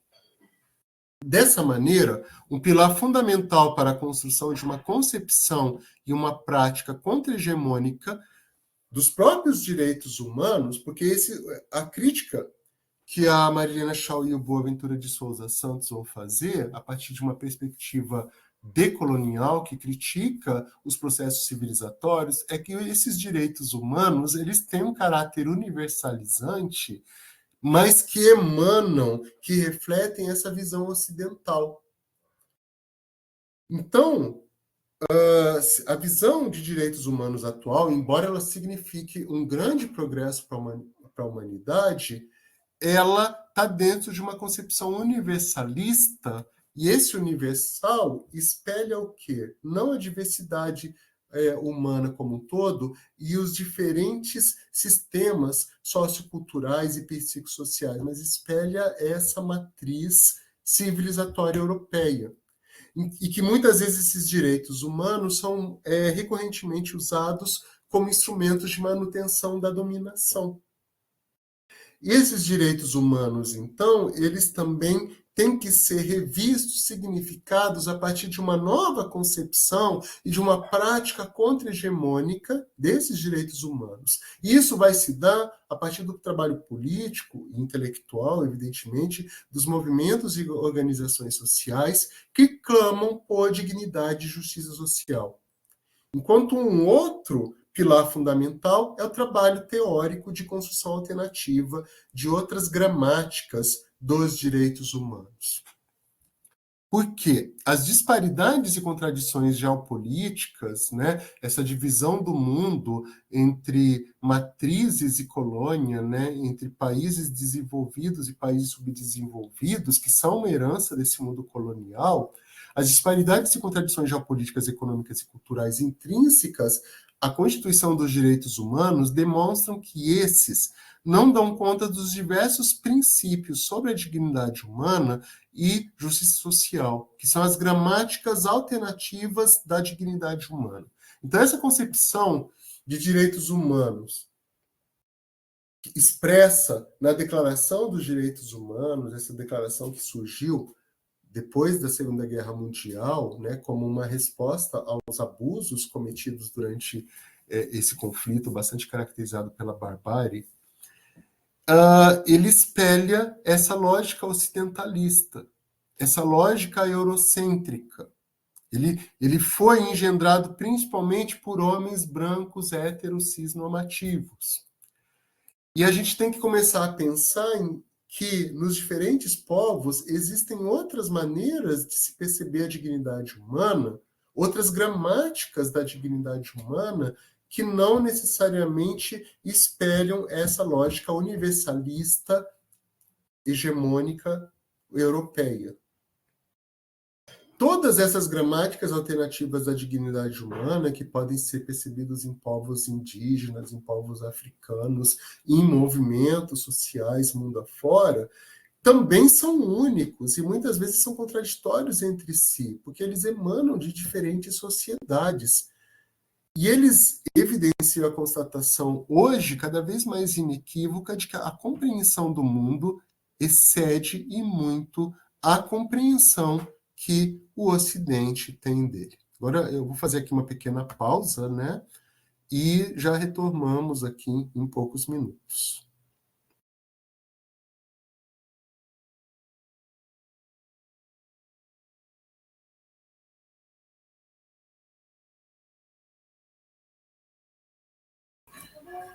Então vamos lá, continuando, né? Então, todo esse processo acarreta a necessidade da emergência de uma razão operante contra-hegemônica, né? Então, se a compreensão que o Ocidente tem do mundo é bastante limitada e esse universalismo da ciência, da filosofia, da própria concepção de direitos humanos deve ser repensada, então, por que ela tem que ser repensada? Porque essa compreensão que o Ocidente tem do mundo, e que ele impõe essa compreensão do mundo como a única legítima, né, uma compreensão universalista do mundo, ela desconsidera as experiências culturais e políticas fundamentais em países do sul global, bem como movimentos de resistência contra a opressão, marginalização e exclusão, cujas bases ideológicas diferem das referências culturais e políticas ocidentais dominantes no decorrer do século XX. E aí, para entender melhor como isso funciona, né, lembrando que tudo isso reflete, todo esse processo reflete o quê? Uma dominação historicamente engendrada que foi colocada em prática durante os processos de colonização. Dessa maneira, a modernidade ocidental ela foi construída a partir de um pensamento abissal. Esse pensamento abissal ele se concretizou, por sua vez, através de uma linha abissal, que metaforicamente e geopoliticamente dividiu essencialmente o mundo entre sociedades metropolitanas e coloniais. Essa linha abissal, então, foi utilizada pelo colonialismo para produção e reprodução de exclusões radicais. Tal divisão do mundo perdura-se na realidade pós-colonial, adquirindo outras formas de manifestações, e são manifestações violentas, como o neocolonialismo, o racismo, a xenofobia, o permanente estado de exceção nas relações com terroristas, trabalhadores imigrantes indocumentados, candidatos a asilo, refugiados, ou mesmo cidadãos comuns vítimas de políticas de austeridade ditadas pelo capital financeiro. Em relação à universalidade dos direitos humanos, o que a linha abissal vai fazer? Bom, a decorrente produção do conhecimento, decorrente dessa universalidade dos direitos humanos e do direito de um modo geral, refletiu essa configuração geopolítica que separa o mundo entre países do norte e países do sul, desenvolvidos, subdesenvolvidos, países coloniais e colônias e ex-colônias, reforçando o processo de marginalização, claro, das populações e etc., mas igualmente das teorias e práticas existentes do lado relegado às colônias, do sul global. Então, você vai segregar as pessoas no sentido econômico, você vai segregar as pessoas no sentido político, geopolítico, e vai segregar também as práticas de construção do conhecimento científico e filosófico dos países do Sul. Bom, dessa maneira, o processo de marginalização das teorias e práticas existentes no lado relegado à colônia vai passando por esse processo né, de segregação, em uma correlação de forças desigual que não lhes permite colocar em xeque a universalidade das teorias e das práticas que vigoram das metrópoles, inclusive da universalidade dos direitos humanos. Essa universalidade, por que a gente insiste nessa crítica? Porque o Boaventura de Souza Santos, a Marilena Chauí e outros pensadores críticos dos direitos humanos criticam essa universalidade. Justamente porque é uma universalidade construída a partir de uma perspectiva eurocêntrica, ocidentalista, ocidentalizada, que não leva em consideração outras maneiras de se perceber a cidadania, a filosofia, a prática científica, né? Os padrões ético-morais que podem vir a partir de outras perspectivas, de outras matrizes civilizatórias. Todo esse processo acarreta processos de invisibilização, apagamento e epistemicídio, que são consequências de todo esse processo de colonização. A invisibilidade diz respeito ao menosprezo, à desvalorização e à subestimação dos sistemas culturais que são formados por línguas, religiões, normas, valores, conhecimentos e saberes de grupos socioculturais subalternizados. Ou seja, né, você tem aí todo esse processo de marginalização que se dá de línguas, regiões, normas e valores, né, essa invisibilidade de grupos sociais, de matrizes civilizatórias subalternizadas. Já o apagamento diz respeito à substituição de sistemas dos povos colonizados pelos das potências e grupos colonizadores, pelos dos países do chamado norte global. E para o Boaventura de Souza Santos, o epistemicídio, né, diz respeito justamente ao menosprezo, à desvalorização e à subestimação dos conhecimentos gerados fora do mundo científico ocidental, né? Outras filosofias, outras construções científicas fora da lógica eurocêntrica, fora da lógica ocidental. E isso também diz respeito às concepções de dignidade humana, de outras gramáticas da dignidade humana que estão fora das concepções universalistas dos direitos humanos. Aí a Patrícia Rosa vai falar o quê? Que existe nesse conceito universal de humanidade, que é ecoado na Declaração de Direitos Humanos, uma violência implícita. Porque como ele surge, ele é engendrado, ele é gestado a partir de um padrão eurocêntrico, é realizada uma descrição de um estereótipo humano a partir de um conceito de extensão bastante precisa, que começa a ser construído lá na Grécia Antiga, que é o berço da civilização ocidental. É o berço da civilização europeia, mas que é colocada como algo de uma dimensão universalizante e que deve ser seguida, deve ser compreendida e internalizada por todo o mundo, pelo resto do planeta, de um modo geral. E isso é imposto, juntamente com uma imposição que também é econômica, que é militar, né, e etc.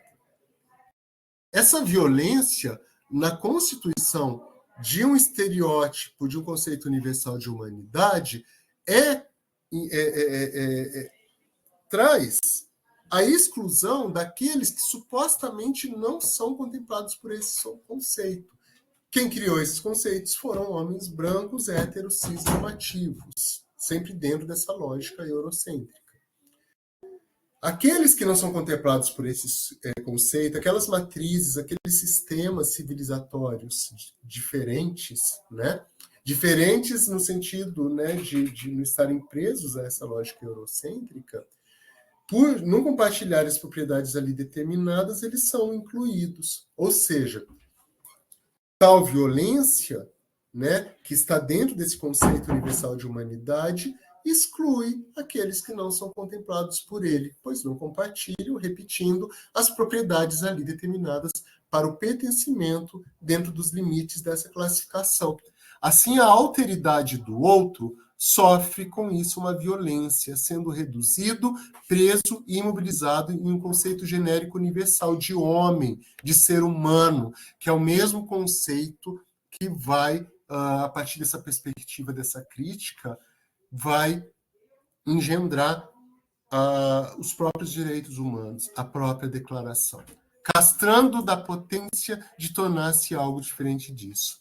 Portanto, se por um lado, no cerne da ligação do outro está a negação de sua singularidade, por outro lado, reafirmá-la pode ser uma alternativa para se combater o mal moral e a injustiça política, né? Então, por isso que a gente está na época também dos direitos difusos, que muitas vezes vão reafirmar a singularidade dos diferentes grupos sociais de acordo com a sua origem, com a sua etnia, com a sua maneira de ser, com a sua maneira de existir, que muitas vezes escapam, né, estão fora dessa lógica totalizadora e universalizante dos direitos humanos e da própria concepção de humanidade europeia.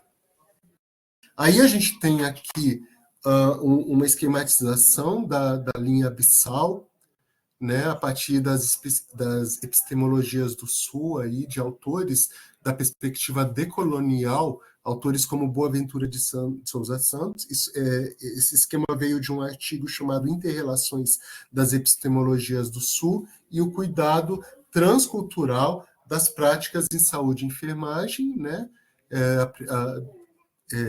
Dentre outros autores, a gente cita aqui a Hanna Priscila da Silva Medeiros.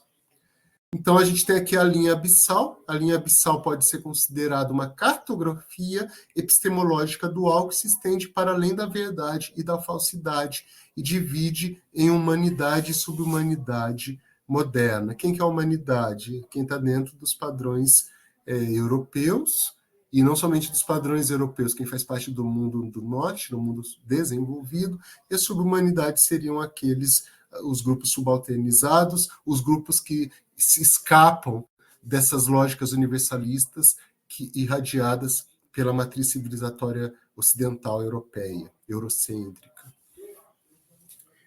Bom, para enfrentar essa imposição geopolítica da linha abissal, é necessário a gente também, além de principalmente nós aqui do Sul Global, né, a gente se libertar e libertar também do nosso processo de colonização, né? Nós somos colonizados. A academia brasileira, a academia latino-americana, de um modo geral, ela é extremamente colonizada, né? Nós passamos a maior parte do tempo lendo autores brancos, europeus, norte-americanos, né? Nós temos que nos descolonizar, né? A gente tem que recuperar os saberes e práticas de grupos sociais que sofreram processos coloniais e foram subjugados pelos saberes dominantes, né? Os saberes dominantes são saberes ocidentalizados que se consideram detentores de conhecimento absoluto. E a saída para isso é a construção de uma ecologia dos saberes. A gente vai fazendo o resgate desses saberes e práticas de grupos sociais colonizados, subalternizados, que passam por esses processos de apagamento, invisibilidade e epistemicídio, e a gente vai trazê-los à baila a partir de uma ecologia dos saberes, um reconhecimento. Essa ecologia de saberes se dá a partir do reconhecimento de uma pluralidade de conhecimentos que podem coexistir, inclusive com esses conhecimentos ocidentalizados. Só que eles deixam de ter esse caráter de unicidade, de legitimidade absoluta, porque eles são só apenas um no meio de uma galáxia de conhecimentos, dentro de todo um ecossistema, de uma ecologia de saberes, né? E aí a gente parte para a construção de uma possibilidade de diversidade de conhecimento e de uma construção de uma globalização, não essa globalização neoliberal, neofascista, militarista, racista, né, que se construiu a partir de uma lógica colonial, mas sim de uma nova globalização. Essa ecologia de saberes que pode nos levar a uma globalização contra-hegemônica. Bom, e agora vamos trabalhar também, ainda dentro de perspectivas aí pós-coloniais e decoloniais, com alguns conceitos de biopoder, biopolítica, necropoder e necropolítica. E aqui a gente resgata o Michel Foucault E a gente vai pensar que biopoder e biopolítica estão ligados às práticas voltadas à gestão e regulamento e regulação dos processos vitais humanos, tecidas no Ocidente moderno. A vida se tornou, nos últimos séculos, com o advento da modernidade, algo administrável. Né? A gente vai administrando as pessoas, todo mundo vai se tornando paulatinamente, isso Max Weber também percebeu bem, a gente vai se tornando um mundo administrado, uma sociedade administrada, todos nós somos números, né? Então, quantos números nós temos, né? Nós nascemos e somos registrados, né? Certidão de nascimento, depois a gente vai ter RG, CPF, título de eleitor, dispensa de serviço militar, carteira de reservista, carteira de motorista, carta de motorista. Quando nascemos, somos registrados, nossa vida é administrada. Quando morremos, também existe toda uma burocracia embutida nesse processo. A vida, então, nesse âmbito do biopoder e da biopolítica, se tornou algo administrável, tanto em sua realidade biológica fundamental, basilar, como em suas confluências com outras dimensões objetivas e subjetivas da existência social. Nesse sentido, por obra do biopoder, desde o século XVII, um arcabouço expressivo de conhecimentos, leis e medidas políticas tem sido constituído e instrumentalizado, tendo em vista a efetivação do controle de fenômenos como a aglomeração urbana, as epidemias, a transformação dos espaços e a organização liberal da economia. Ou seja, o biopoder e a biopolítica estão ligados à maneira de administrar vida e morte, mas sempre a partir do ponto de vista da vida, da manutenção da vida, mesmo que a morte possa ser um instrumento de administração. Então, a maneira de administrar a vida e a morte se encontra no cerne do biopoder, explicando a emergência de fenômenos como o racismo de Estado, que distingue-se do tradicional ódio entre indivíduos, consistindo em um modo de limpeza populacional por meio de um assassinato em massa de certos grupos étnicos, que são exterminados, que são mortos, que são matáveis, na medida em que a destruição de certos grupos permite com que os grupos, que são os grupos considerados que devem ser mantidos, que devem ser cuidados, que devem ser protegidos. Então, certos grupos, nesse racismo de Estado, são exterminados, né? Ou levam uma vida, digamos assim, provisória, uma vida precária, para que outros grupos possam viver. Então, na biopolítica e no biopoder, vida e morte estão a serviço da manutenção da vida, mas da vida de quem? Na vida de alguns, de certos grupos. Trata-se, portanto, de um poder exercido por estruturas administrativas e de governo, que implica na existência de um vínculo essencial entre prosperidade e extermínio. O extermínio, que não se restringe, esse vínculo entre propriedade e extermínio não se restringe ao aniquilamento biológico, manifestando-se também por meio da morte política, da expulsão, da rejeição, do exílio e etc. Como que o biopoder se manifesta, né? Todo esse processo de administração da vida e da morte para proteger certos grupos sociais, administrando o nascimento, administrando a doença, administrando o espaço e etc. Esse biopoder, ele se realiza de duas formas, a partir de um anátomo político do corpo, de uma anátomo política do corpo e de uma biopolítica da população. Então, o biopoder diz respeito a todo esse processo, né, geral, digamos assim, de administrar a vida e a morte, tendo em vista a emergência de fenômenos como o racismo do Estado e a manutenção das condições de vida de certas populações em detrimento da outra. Como que esse biopoder se manifesta? Através de um anátomo política do corpo e de uma biopolítica da população. O que é a anatomopolítica? Diz respeito aos dispositivos disciplinares encarregados de extrair do corpo humano a sua forma produtiva, por meio do controle do tempo e do espaço, no âmbito de instituições como a escola, o hospital, a fábrica e a prisão. Então, a anatomopolítica são uma forma de manifestação do biopoder a partir desses dispositivos disciplinares, como a escola, o hospital, a fábrica, a prisão.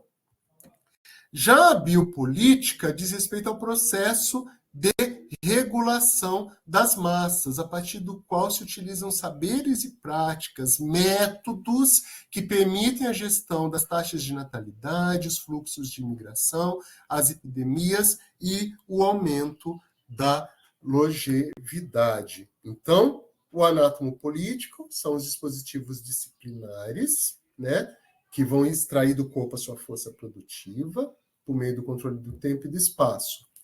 E a biopolítica da população, que é uma outra manifestação do biopoder, diz respeito à regulação das massas, a partir da utilização de saberes e práticas, de métodos que permitem o controle e a gestão da vida. Já o necropoder e a necropolítica se situam no âmbito do que o Achille Mbembe, que é um filósofo de Camarões, camaronês, ele vai situar a necropolítica no âmbito do necropoder. Então, enquanto a biopolítica é uma manifestação do biopoder, a necropolítica é uma manifestação do necropoder. E o que é o necropoder? É a capacidade de certos sujeitos ou grupos sociais de infligir a morte e o aniquilamento de outros como forma primordial de concretização do poder. Dessa forma, a necropolítica utiliza a morte como concretização do necropoder. A biopolítica, que é uma manifestação do biopoder, lá para Foucault, utiliza a morte, mas sempre pensando na preservação da vida, claro, de certos grupos, enquanto outros devem ser exterminados pensando na preservação dos grupos que devem ser protegidos. Na necropolítica, que é uma manifestação do necropoder, a morte que é um instrumento de concretização. Eu acho que aqui nós temos um ponto de inflexão, embora a gente possa pensar em vários diálogos entre os conceitos, tanto a partir da perspectiva de Foucault como do Mbembe.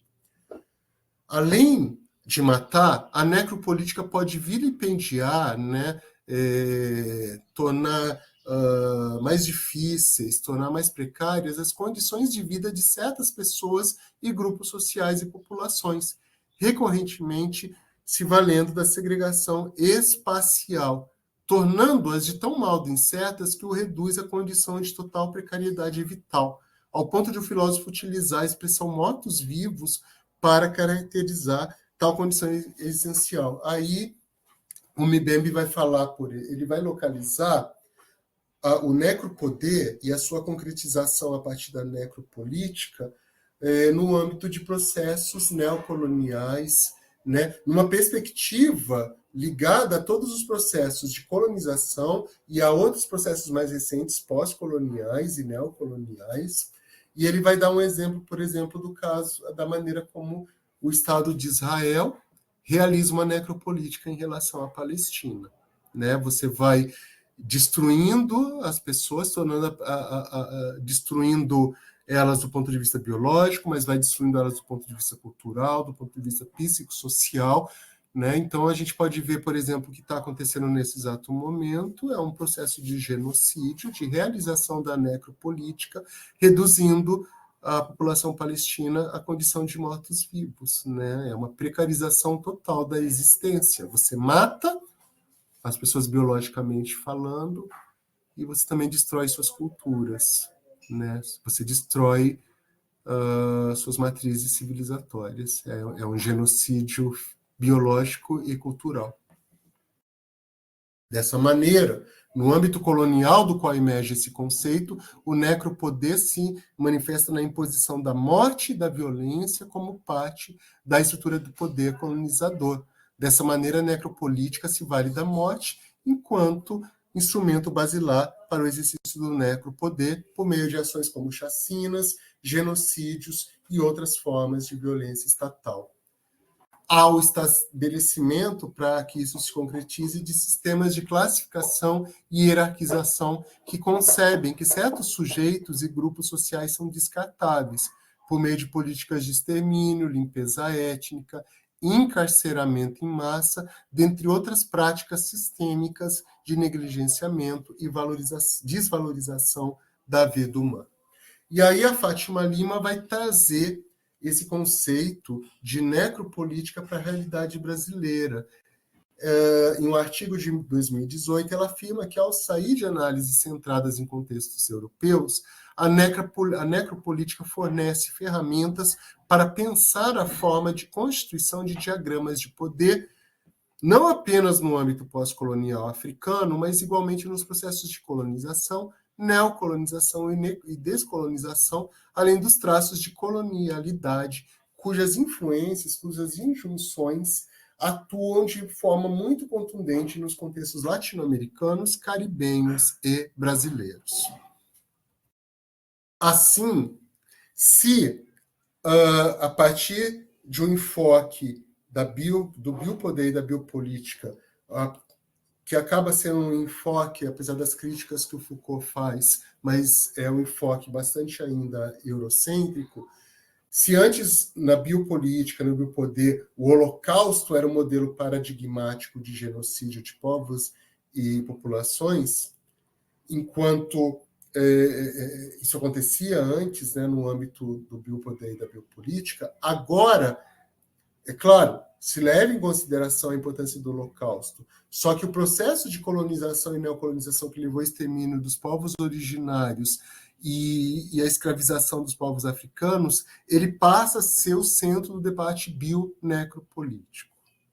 Se o Holocausto ainda reflete, né, muitas vezes o Holocausto é utilizado como uma arma para justificar muitas atrocidades, isso o Estado de Israel, deixando claro que eu não estou falando do povo de Israel, não estou falando da cultura judaica, eu estou falando de sionismo, eu estou falando de uma política de Estado que é uma política de Estado racista e genocida.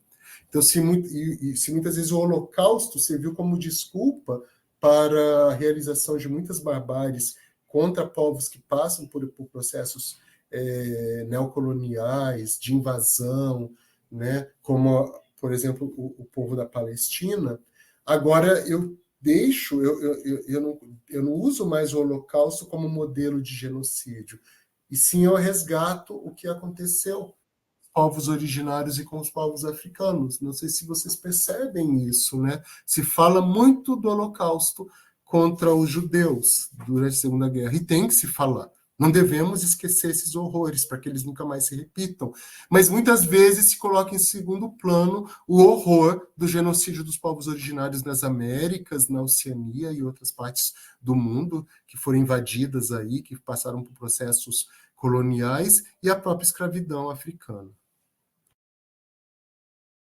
Um outro conceito também importante é o de Estado penal, que a gente pode realizar confluências com outros conceitos que trabalhamos até o presente momento, que diz respeito à emergência de uma forma de controle social visceralmente ligada à ascensão do neoliberalismo, primeiramente em países como os Estados Unidos, a partir dos anos 1980, por meio da desregulamentação neoliberal objetivada, né, manifestada pelo declínio do estado de bem-estar social.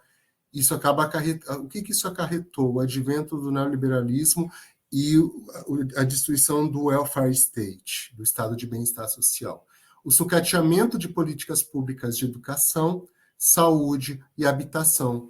E isso foi acontecendo com a ampliação do caráter repressor do Poder Judiciário e das Forças Armadas, até para sufocar as tentativas de questionamento, né, de organização e de uma mobilização popular que pudesse pôr em xeque a barbárie neoliberal.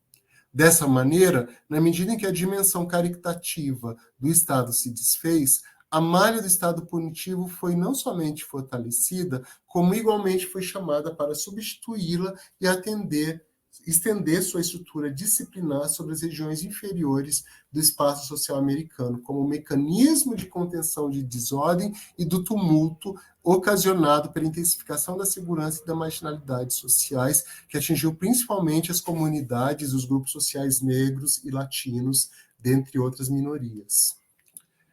Como que o Estado penal se realiza no Brasil?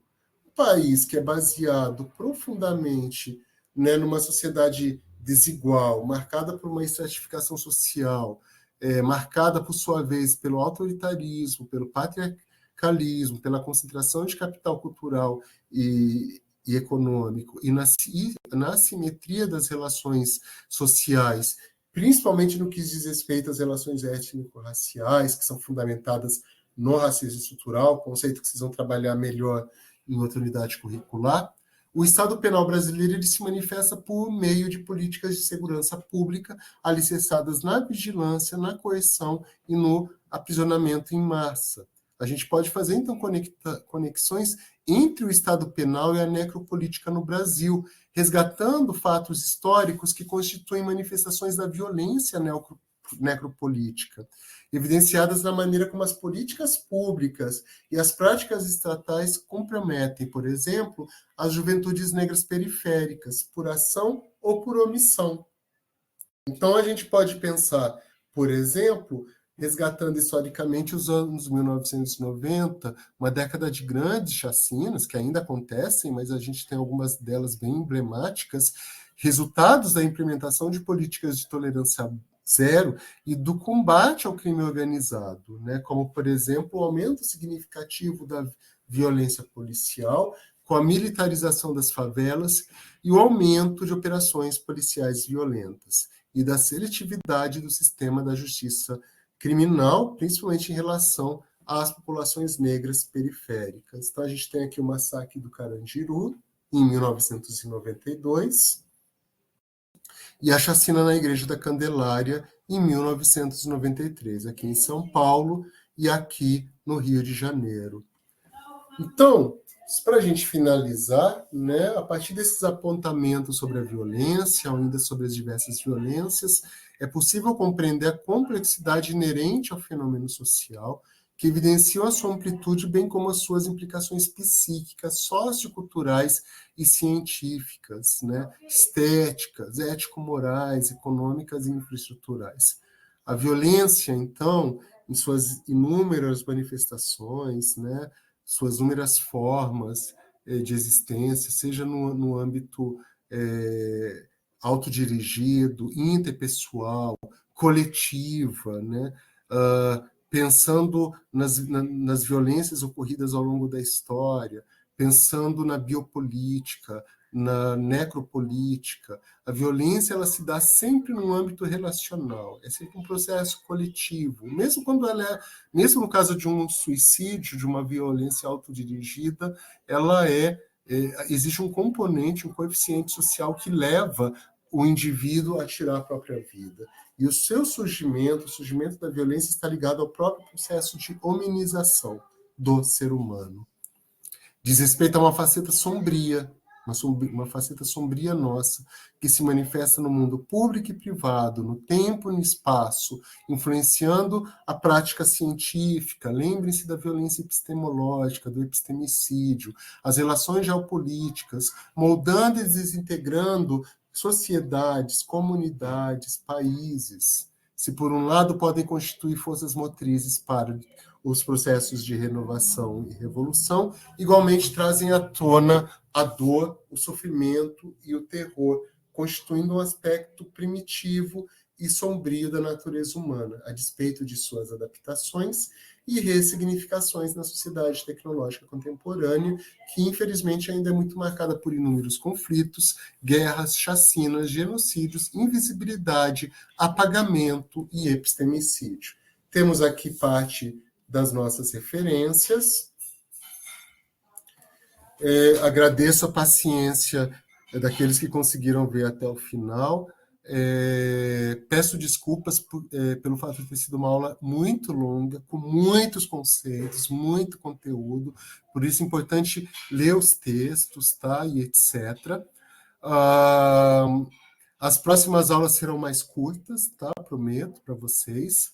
E peço que, então, vocês não se esqueçam de fazer, depois de fazer as leituras, assistir os vídeos, né? Vocês depois façam a atividade A, que é o questionário de múltipla escolha, observando os prazos de abertura e de fechamento desse questionário. Tá bom? Muito obrigado a todas e a todos. Bom descanso, uma boa noite para vocês. Tchau.